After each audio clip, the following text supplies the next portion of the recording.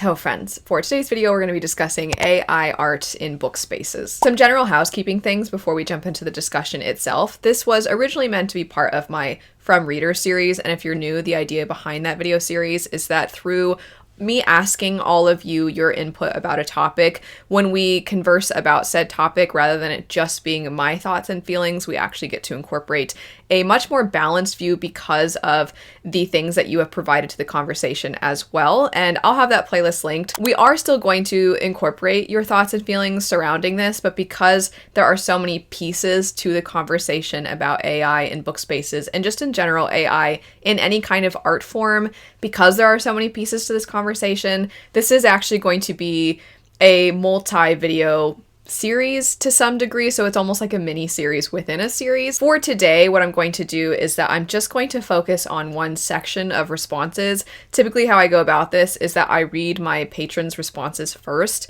Then I jump over to the community tab, which is where I always have these prompts, and I dive into all the things that you have said.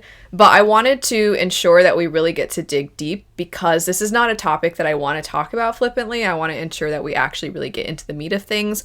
So I'm just going to stick to patron responses today. That way I actually have a lot more time to dedicate to the things that you said, and I'm probably going to go through and look at specific topics within the AI conversation so that we tried to, as much as possible, cover all of the bases. Also, in case you didn't see the prompt itself, I do want to make clear what it was that I asked so that some of the responses, if you feel like maybe people aren't hitting on a certain thing, it could be due to just how I worded the prompt. Also, since I presented this prompt, there have been a number of other things that have transpired that I feel like definitely impact people's feelings surrounding this.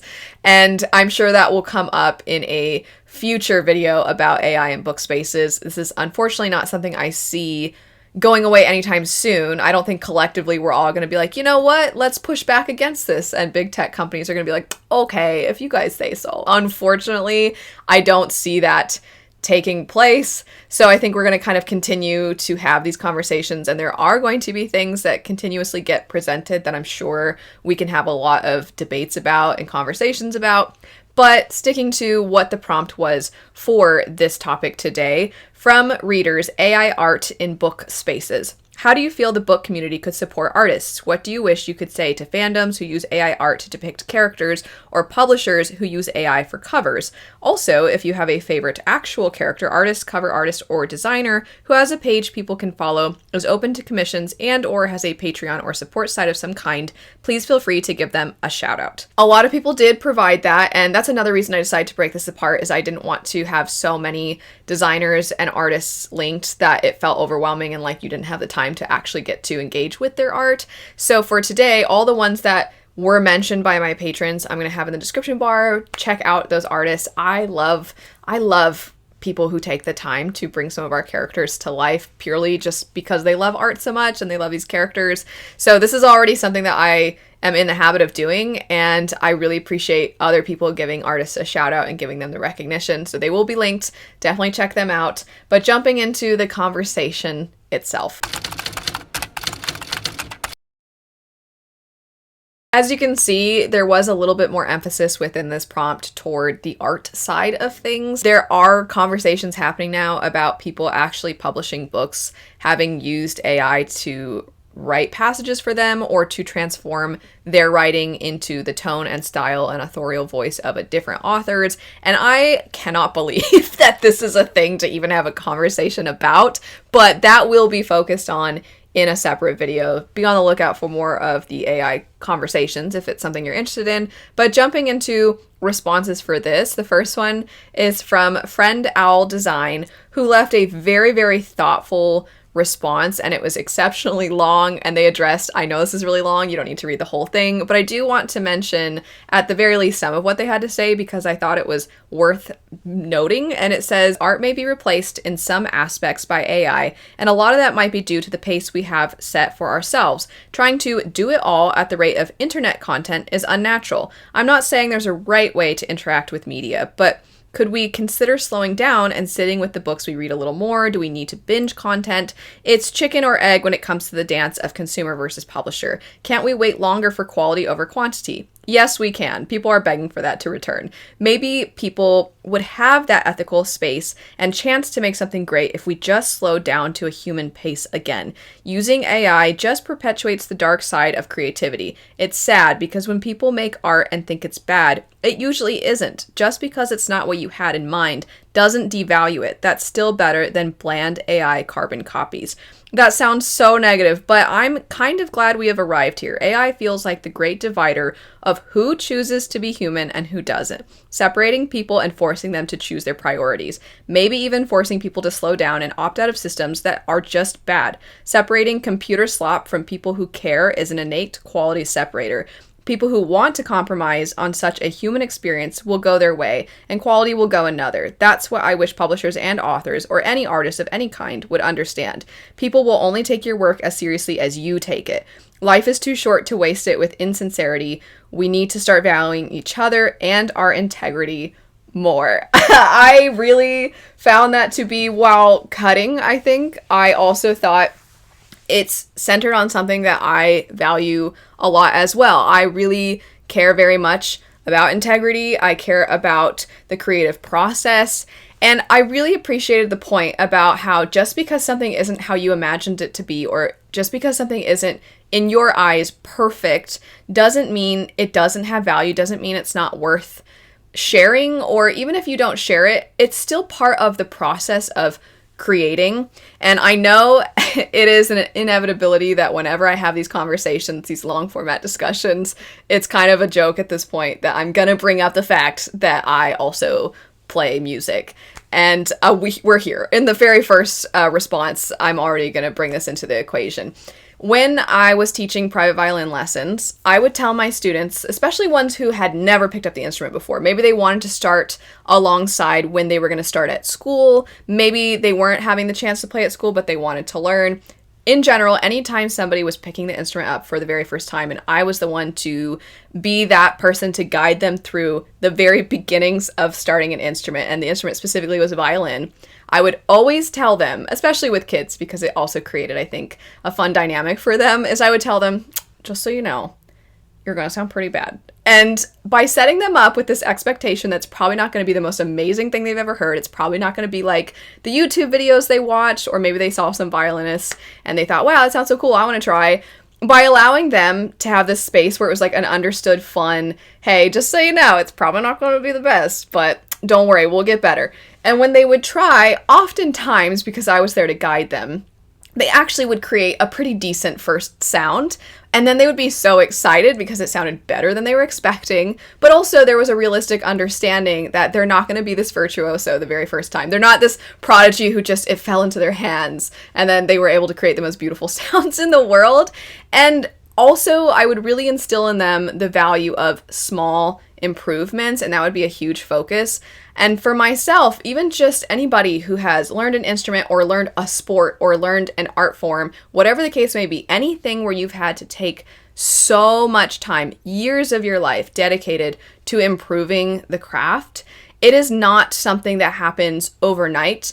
I am somebody who loves to just get things done. And so having to sit back and take the time and even remind myself the same way I would for students, you're not going to get better in one practice session. You're not going to get better even if you practiced for 3 hours, 4 hours. You're not going to get that much better in that small amount of time. You might start to improve, but then also there's the very nature of understanding how to practice or how to try and improve. You don't just do things over and over and over again expecting that it'll just work itself out. You have to actually learn how to practice. So I really appreciated the emphasis on that point because, as I was saying, anybody who's had to take the time to develop a skill at a decently high level, they know the amount of time it takes. And something that makes me really sad, and this isn't meant to sound accusatory or put anybody down because we are all so restricted.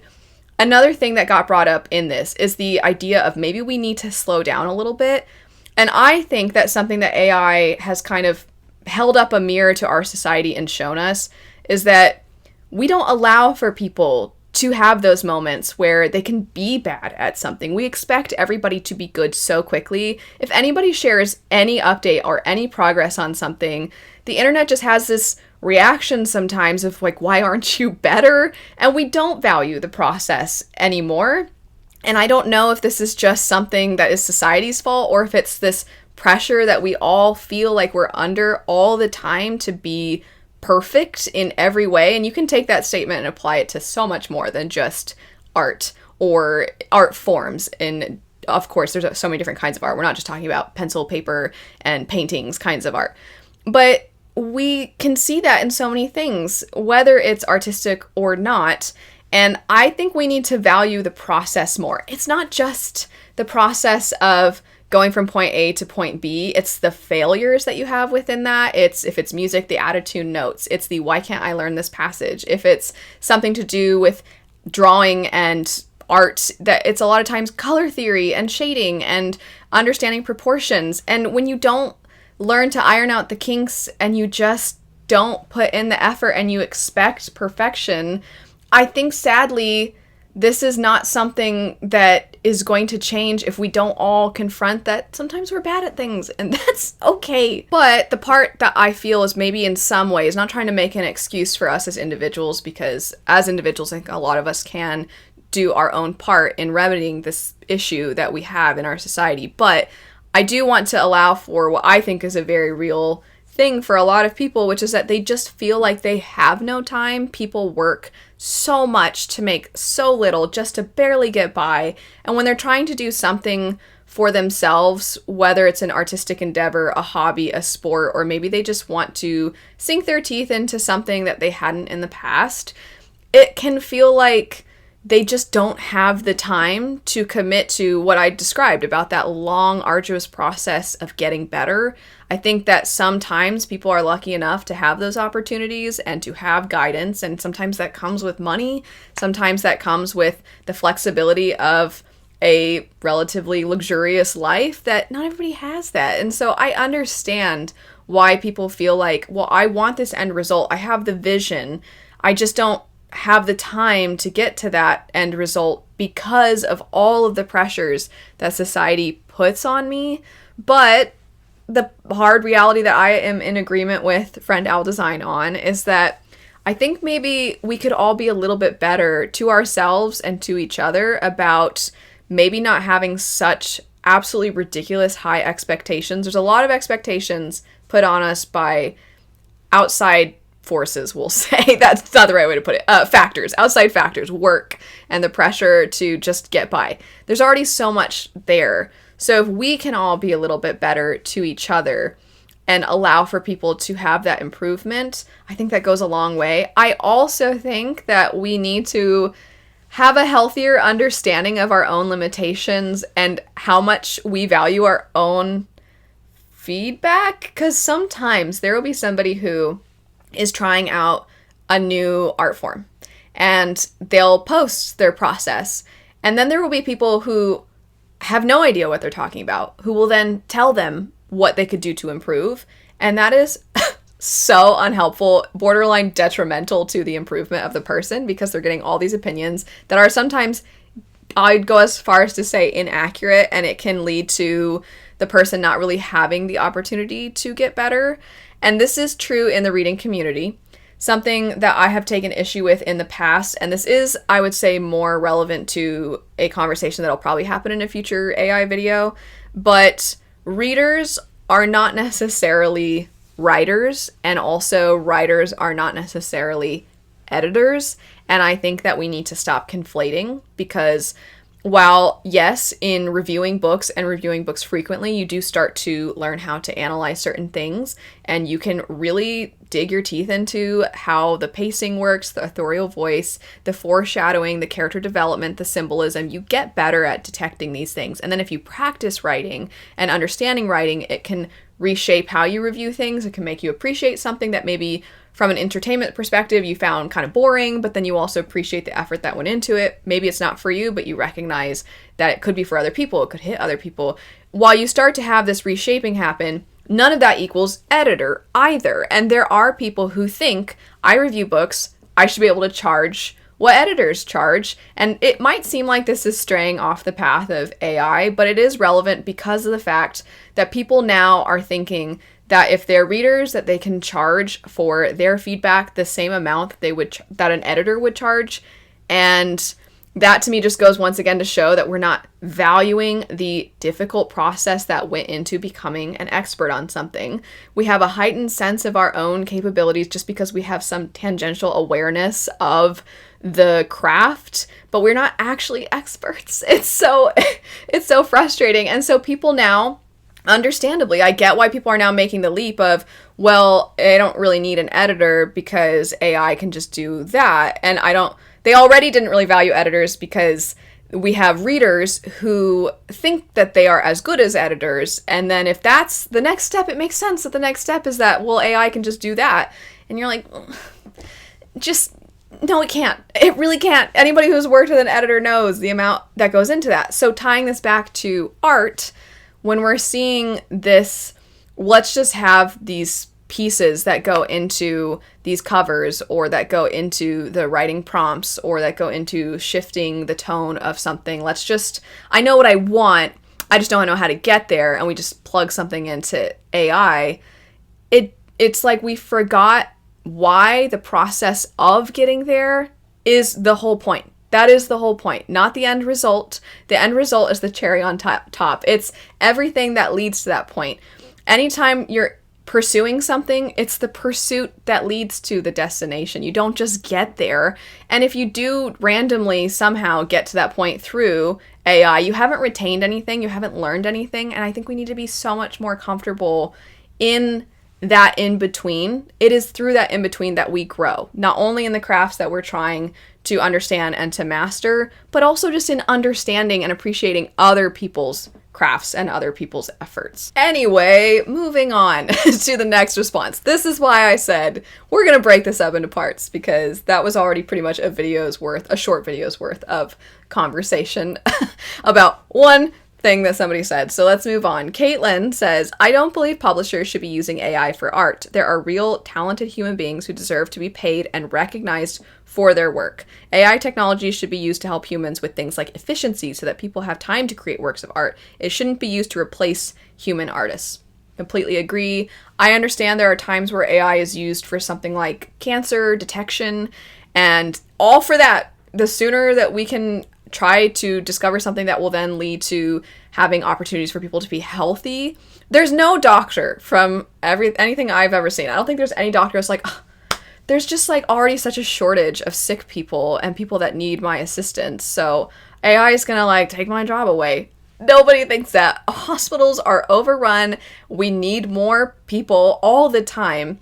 And I don't think anybody would be in opposition to saving lives through the use of AI. So I agree that, yes, there are places for it. But when it comes to art, there is no place. It's just theft. It's just using other people's works to train something that people did not consent to, so that you can replace those people, which we're already seeing being done, just to replace those people and not only not value from a monetary perspective the work that has been put in, but it's also saying we don't actually value art itself. Somebody similarly stated, Damon said, I hate everything AI. It's cheating. It requires no talent, no skill, and no real effort. Just know, my graphic artist, Jeff Brown, is phenomenal. I don't care if his rates double. I'll never use anyone else. I can't wait to see what he does for my third book. That's great. It's wonderful to see that you have such a strong appreciation for your designer. And as far as the idea of it doesn't take any skill or talent, okay, I was going on and on and on about how I feel like sometimes readers have maybe a slightly heightened view of their own, of what they have to offer to editing spaces sometimes. And it just goes to show like they've not really either worked with an editor or actually looked into what goes into editing. Because people think editing is what they did on a paper they wrote for school, which is checking for commas and punctuation and also ensuring you use the right there. And it's like, okay, it's so much more than that. If you worked with an editor, you know. But in the area of art itself, cover art or just character art, those sorts of things, I have seen, and I so badly, I so badly wanted to kind of make fun of this person, but I was like, no, that's not productive. There are much more productive ways to spend your time. But You know, we've all seen them, or many of us have seen, I should say, those accounts that are just dedicated to making usually characters from the most popular series, oftentimes love interests from popular fantasy romance series, but it doesn't have to be just that.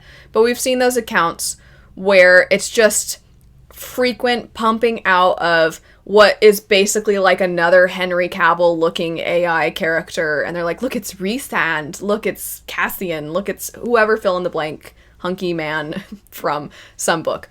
And there was some backlash, some pushback from some people, because a lot of these accounts will accumulate followers really quickly. And then there are a lot of people that are like, oh my gosh, this is exactly how I envisioned him. And then there will be the occasional person that will say, you know, this is AI, and I don't really think that this is the best thing to be putting out there, especially because sometimes people even go on to try to sell these things. And there was one person who, in making these things and getting this pushback, they decided to really prove how much work went into the creation of this fan art. And they just showed, like, first I have to put in a prompt, and then it doesn't always come out the way I want. So then I have to, like, tell it again and make adjustments. So it takes time. And I was just like, okay, just say that you have no idea how much effort goes into actually... It was like all you did was prove how clueless, and that's a nice way of putting it, how clueless you are about what goes into making art. The amount of time for not just one piece, but this is the part, and once again, tying it back to like the process of the endeavor to improve. It is the process that people will never see, usually, because a lot of times when people start sharing their art, they're already really good. So you don't see the years and years and years that went into just getting to that point where they feel comfortable sharing their art.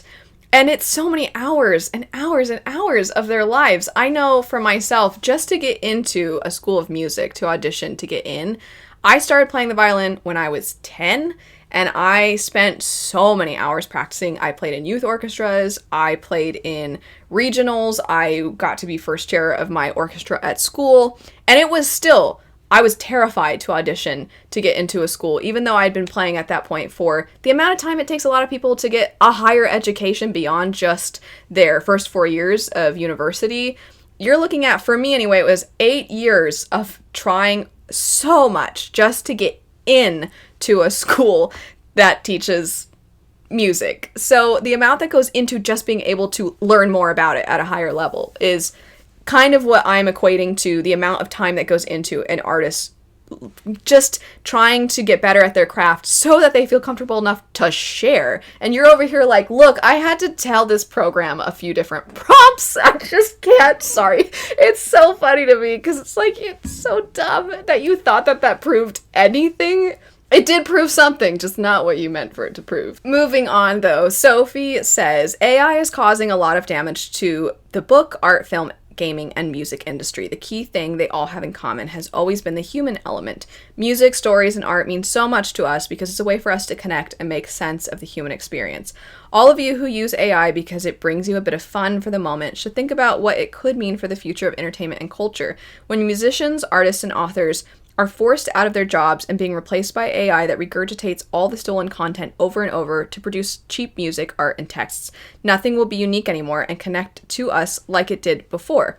All the images we feel like, I've seen it before. The same goes for books and their covers, etc. I can't and don't want to yet imagine what other long-term consequences it will have.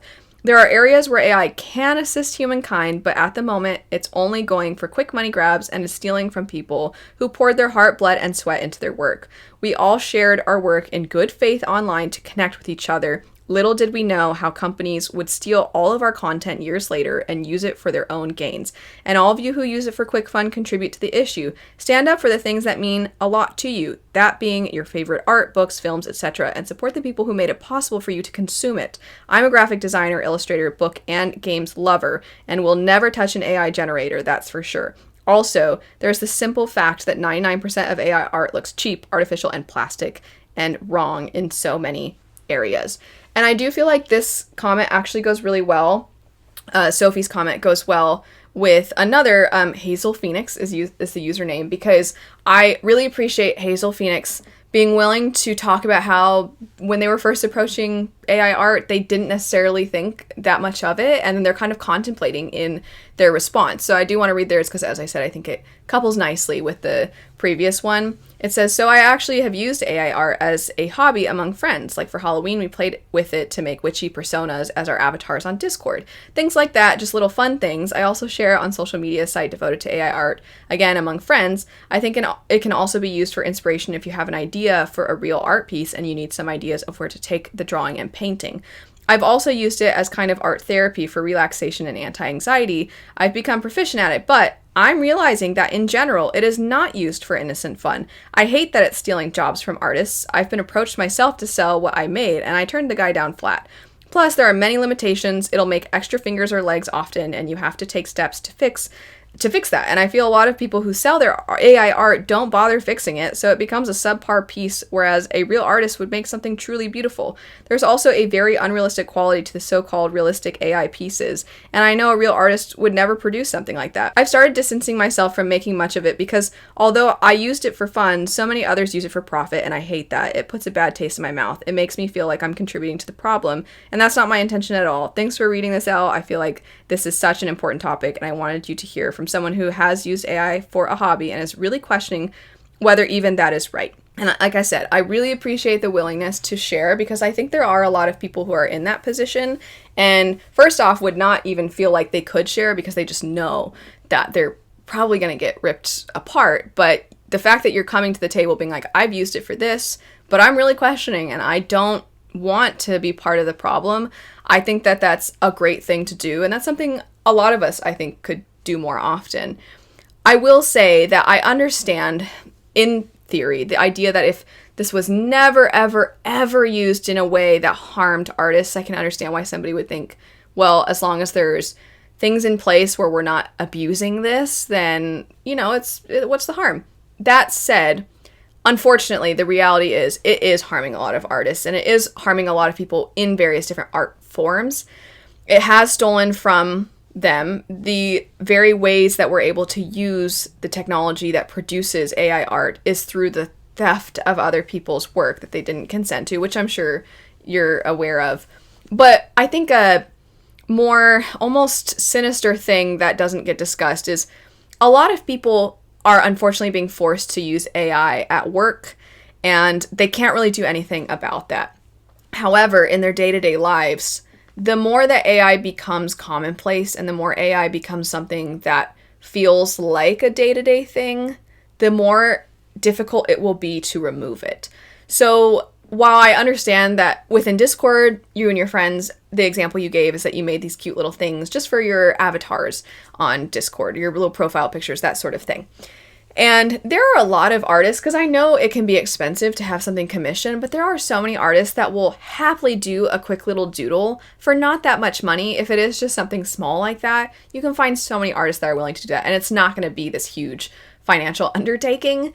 And while I recognize that it feels like there's this it's just for this one little thing, while I recognize that, there are also fun, creative ways that you can do that without using AI. You can very easily create something. I actually think this sounds really fun. You can create something that is borderline really terrible looking on Procreate or on Photoshop, things like that. Canva, I believe, is another one. You can make something where everybody has to come together and make their own little avatar, and it could be really fun to see just how bad everybody's were. And then also there's going to be that one friend who randomly is really good and you're like, wait, what the heck? The whole point was that we were all going to be terrible and yours is great. This isn't fair. And that's so fun. That's so fun. I have a friend who I laugh all the time because they make the weirdest pieces of art for myself and my husband for random occasions. And it's one of my favorite things because it's so weird. And it also, there is the aspect of, my friend took the time. It's such a quirky, silly thing, but they took the time to do that, and it's more meaningful because of it, and now it's something that as silly as it sounds, I will forever treasure that because it is so over the top and silly and ridiculous, and I know there was thought put into it, as opposed to just plugging something into a program. But going back to the way in which this becomes commonplace for us, it is something we can push back on now. There are so many things in our lives where we all can do our best, but it feels like whatever the thing is, it's not going to be resolved or taken care of or bettered within our own lifetime. And all we can do is try to at least keep the curve going. Instead of going up, we can try to keep it flat. So as an example, I know a lot of people do what they can to, they try not to litter, they try to ensure that they separate, their plastics and those sorts of things, where you're thinking, this feels a little pointless in the grand scheme of things, but I'm going to do what I can. I'm going to do my part. But there is that feeling of like, it's just so impossible because there's just so much waste that no one person can actually fix that problem, but we can all try to do our best. That's not where AI is yet.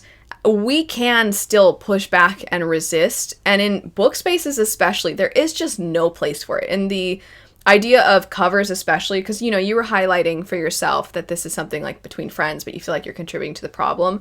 The more it becomes something that we kind of tell ourselves, like, well, this is just for fun, we're more likely to continuously do that for other things and kind of be like, well, I mean, it's not the end of the world that this did this, or it's not the end of the world that this happened. And with Tor, I think, was the publisher, and if I'm incorrect, I will ensure that I actually put who it was, but I'm almost positive it was Tor, at one point had a cover where a lot of people were saying this is AI. And then they put out a statement that they were like, we didn't realize that our stock image generator might have used AI. Whoops. And it was not the best response, in my opinion. It didn't really state how they were going to ensure they're not going to keep doing that. And also, I don't love the idea of a corporation that already doesn't pay, because really, really big, publishing as a whole, I'm not necessarily trying to pick on Tor, I just know that that was an example of one, but publishing as a whole could do more to value the people that bring us these incredible stories. I don't love the idea of them using stock image generators anyway, stock images, because they have the means to support artists. This is why when people talk about the consumerism conversation, which I do think there are valid points to, but one of the things that does not get brought up, and that is prevalent to this, is that with book boxes having been on the rise, with special editions having become something that are much more popular, and now you're even seeing that you don't necessarily go to book boxes. Even publishers sometimes, the very first printing, the very first run of a book will actually have extra details and artwork and things like that. These are opportunities for artists. And these are things that are showing when we say, oh my gosh, look at this beautiful art that makes this book that I enjoyed come to life even more. It is showing an appreciation for the work that artists are putting in. Additionally, of course, we are hopefully supporting authors in their endeavors when we purchase their works. And yes, I recognize that it can go to an extreme, but sometimes there is a conversation happening that basically any purchasing of books or any appreciation for artwork is somehow this shallow thing, and that it's something to have entire channels and entire videos dedicated to, look how frivolous this is. It is not frivolous to want to support the work that artists do, whether those artists be the more traditional way that we think of art in the creation of images or the creation of stories. Wanting to support that at its core is a good thing, and the more that we value that with our dollars, the more it tells publishers, we do care about artists. Please don't undervalue them. Please continue to put your money towards supporting them. We appreciate it. Again, there are valid points to the consumerism conversation. That's not necessarily the topic for today, but that is a portion of the conversation that I feel gets left out. And I think that it is relevant to, sadly, AI. If we really say, no, I don't want AI on the covers, I don't want AI made in the production of the design or the books, we instead want to really appreciate what connects us to each other in the first place in art. I think that that says a lot. Tying into this, Alina says, maybe an unpopular opinion, but I don't think AI in art is bad. Not going to go into detail because that was not the question. I do want to know though, because I personally can't really see a pro to it.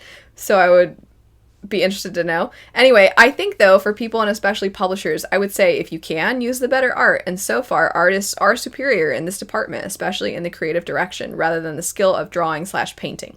You had a video about similar covers once, that various books use the woman's face and flowers, etc.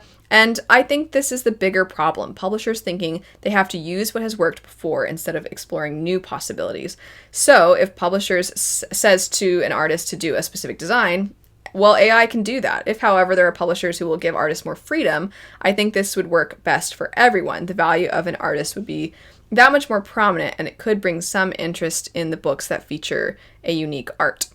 I disagree to some extent, but I get what you're saying, where AI, if all a publisher wants is like, whatever, like this whatever vague description, I just need this, and they plug that in and they find the end result is serviceable, yeah, that's not the best. And I think what you're getting at is an artist is going to go beyond just that. And so publishers should value the beyond just that a little bit more. And I think this sort of ties back to the idea of us sometimes collectively undervaluing the work that actually goes into the creation of any kind of art, is that we don't know what we're missing because we don't know what it takes. Have you ever started to get involved in something, and the more involved you get in it, the more imposter syndrome starts to set in, because you realize just how much you didn't know before and how much you still don't know now, whereas when you were completely oblivious, you didn't. This is going to not sound like it makes a whole lot of sense, but when you're completely oblivious, you don't know how much you don't know. And then when you start to get to know stuff, then you realize how much you don't know, and then you think you suck. And as stated, that's when the imposter syndrome sets in. But the irony is that the more in you get, and the more you know that there's so much out there that you're not aware of, the more you get to that point, you are actually much further than you were when you were oblivious, so you're much better than this area over here. But it doesn't feel like it because you're becoming more aware of just how clueless you are. Tying this back to music, because that's an area that I can speak on, it is always really fascinating for me to watch people and see what they find impressive about violin versus actually talking to another violinist and seeing what they find impressive about violin. Because almost always, if you get a person who's doing something called a tremolo on violin and they're like kind of sliding their hand up, people will be like, oh my gosh, and you're like, it's so easy, it's so easy, and then you're like, but now I sound like a snob. And how do I explain this without making it sound like I'm saying, well, you're just clueless, and you don't want to, nobody wants to say you're just clueless. And I don't think that should be how we approach engaging with art and the discovery of art or anything like that. But it feels like it's really hard to have these conversations without accidentally making people feel bad, or like you're gatekeeping, or making people feel like they're stupid and they don't know. But I also think it's okay to not know stuff. And when you talk to somebody who does know a lot about it, I love when artists share time lapses. It's incredible because you see the end result, but the time lapse really shows just what it took to make that one piece. But then, not to mention, as I already kind of talked about before, all the work that went into just being able to actually have the ability to make that in the first place.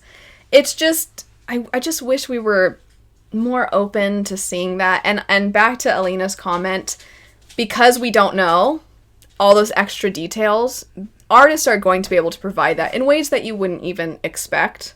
Just support real artists. That's my big thing. Always support real artists. Sophia says, I'm so glad that you talk about this. My comment might be somewhat off topic, but I just wanted to throw in that translators are also heavily affected and threatened by the use of AI, especially because they tend to get overlooked or disregarded in bookish spaces. If they are mentioned in reviews, it's often because readers have complaints, but if the translated work actually reads well, the translator is rarely lauded for it. I think that oftentimes readers aren't even aware that they read translations, what work and art it takes to deliver an adequate translation. What would really help is if readers/creators mention the translators' names in their reviews, if they read translations, obviously, to increase visibility and awareness. It would also go to show that the work in question was translated by a human and not by a machine. #NameTheTranslator.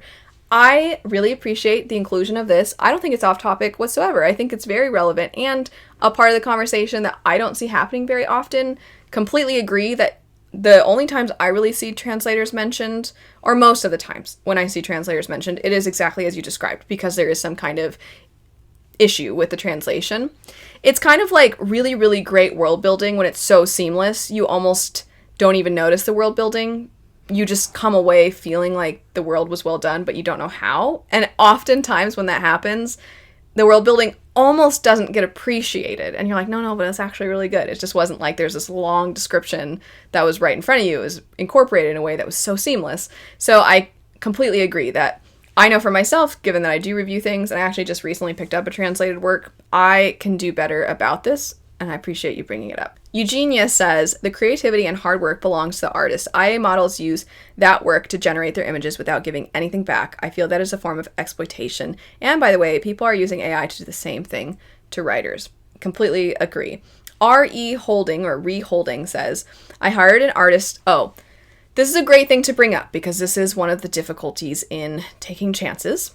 It says, I hired an artist for a 3-book series and he flaked on me. He certainly kept my money though. AI is a hard subject. I've put my own art in to see what it does and I love the results. With a standalone prompt without my art as a reference, it looks very uncanny. There are pros and cons to both. A human artist will be far superior, whereas AI won't steal your money. As an indie author, that makes a huge difference. So, I also love to write, and I also have had some not great experiences with some people I have hired, and it does really push back the timeline, and it is very aggravating because when you are doing everything on your end to deliver, and then it is somebody else who is getting in the way, you know everything you've put into it, and also you're doing everything you can to try and support other people. So when there is not that appreciation from one art form to the other, and there isn't that respect and that just decency for a fellow human being, or the just in general respect for the amount of money the amount of time it takes to earn the money to pay the person, when they don't deliver on that, it is incredibly disheartening. It makes you want to go to AI because you think, well, fine, I'll just do it myself.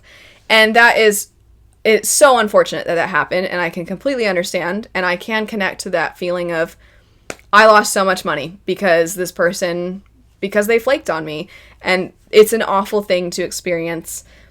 It is difficult, but there are people who are phenomenal and that they won't do that, and it is a chance that we take, and the more that I think we can be able to share the individuals we've worked with and continue to hype up, this person was great to work with, they were wonderful, I highly recommend them. The more that we do hype up great work, the easier it will be to sift through the fluff and find those people. Mia says, I think publishing houses should absolutely categorically not be using AI for their covers. They're raking it in, though I'm sure some would argue they're always operating on a loss, but if that's the case, then their business model is flawed. Maybe they should promote debut unknown authors as much as the big celebrity authors and household names that can sell their books easily, but that's perhaps another story. But the point is, they can afford real artists and graphic designers and illustrators, and it can damage an author if the cover is found to be AI and fans are unhappy with this, which then could damage sales/authors rep again, which just becomes another poor business decision in the long run. When it comes to self-published authors, I can understand why they'd want to use it. The costs otherwise are extremely prohibitive,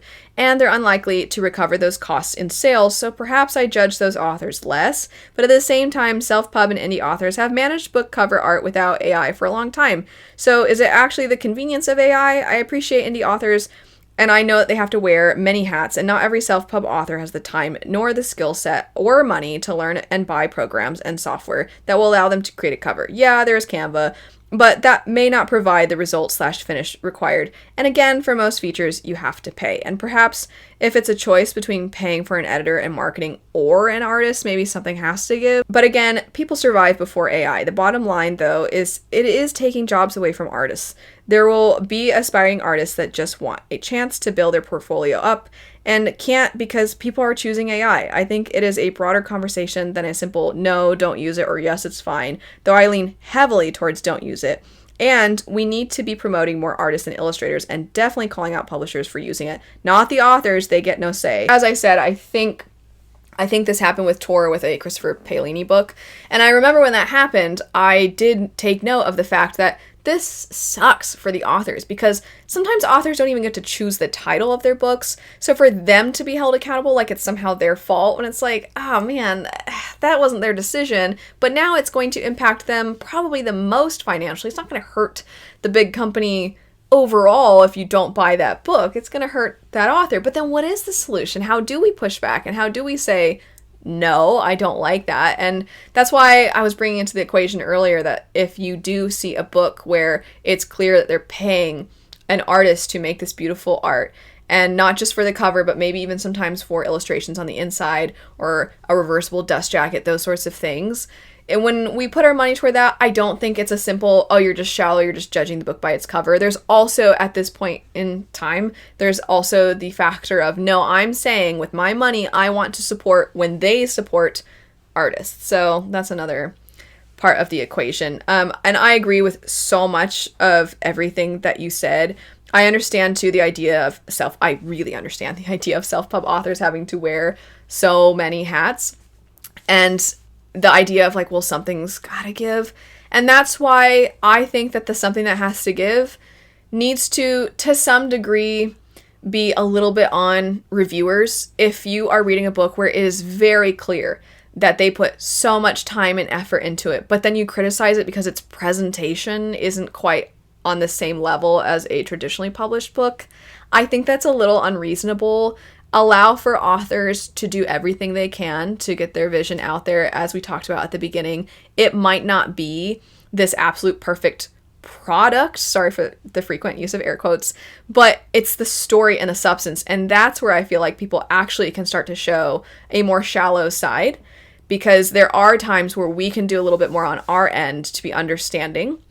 I also, though, will say that self-publishing, while at this point it's one of those, it's not necessarily the easiest it's ever been because of the fact that it has become easier, which means the market has been flooded a lot more, so it's harder to stand out. While I think that that is true, there are a lot of programs now that you can use to definitely create something that there are a lot of people that will be forgiving and understanding of a maybe not absolutely perfect presentation.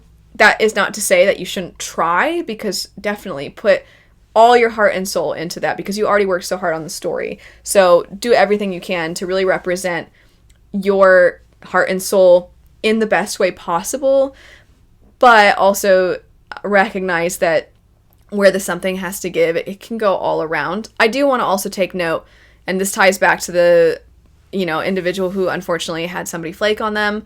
This is why I think it's so important for artists to basically stick together. This is why it's so important to me that it's not a situation where I think, well, it's absolutely not okay in book spaces, but, for just like regular art. And no, if I expect people to respect the work that goes into the craft that I appreciate, then I also need to give that respect to the art that they're putting in.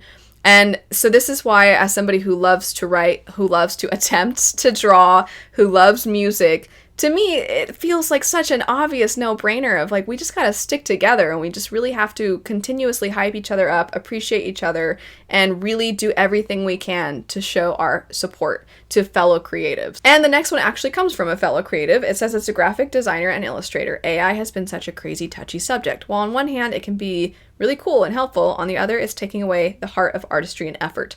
Honestly, publishing has become fast fashion. Books are being published so quickly, and artists need more time to create better and more unique covers. I wish publishers actually know that for truly well-designed and illustrated covers, artists are going to be better at portraying the feelings of a book. They will be better at coming up with creative concepts and non-AI looking art. Also, AI characters have, no soul. Every time I see an AI drawn person or a video of AI people, they look so creepy. I saw, and I thought about making a video to basically be like, this is what we're defending and saying is inevitable, and it was this horrible video of Attack on Titan characters, but AI, where they morphed from themselves in their normal form to these weird people that they all looked terrible. They didn't even look like the characters, and it was so hideous and so dumb. But then a part of me is like, but if I talk about this, am I kind of on accident elevating it, even though I'd be pointing at it being like, this is stupid? At the same time, I don't want to draw more attention to it, but truly some of it is astoundingly hideous. It's odd to me that we're so in defense of it at times. One last thing I want to make note of is in this conversation, I know a lot of people have pointed out Miyazaki and his films, and a lot of people love to point out that one particular part of one of the movies, The Wind Rises, which is fantastic, but there's this part where they talk about how long it took them to make this one scene and the amount of time and effort and attention to detail that it took to make that scene.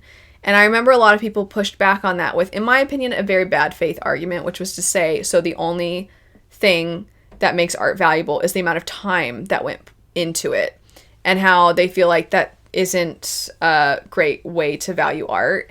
And that's so obviously not what anybody is saying.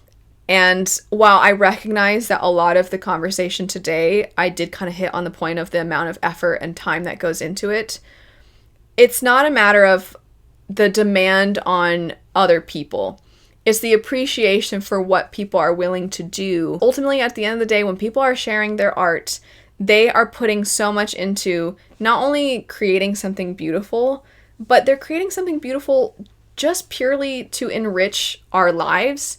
And to dismiss that, I think, is wrong. If you're interested in seeing more conversations about AI, as I said, I will be looking at the community tab and looking through all of the responses there, and we'll likely have, at the very least, one more video, but likely there will be a number of videos that talk about this topic. And in general, if you like this format of going through and kind of reacting to and bouncing off of what all of you have to say, I'll have my From Readers playlist link. It's usually a little bit more specific to writing, as we talk about characters, we talk about world building and those sorts of things, but on occasion we do have conversations about trends, about publishing, and about these sorts of topics. And speaking of trends, I have been doing a number of videos about things that are currently on trend and our thoughts on those, so I'll have those videos linked as well. If you would like to continue the conversation in the comments, please feel free to do so. Please feel free to offer up your experiences with AI and maybe how initially you felt about it versus how you feel about it now. I would love to see all of your responses. Thanks so much for watching though. I hope you have a great rest of your day, and I'll see you later. Bye.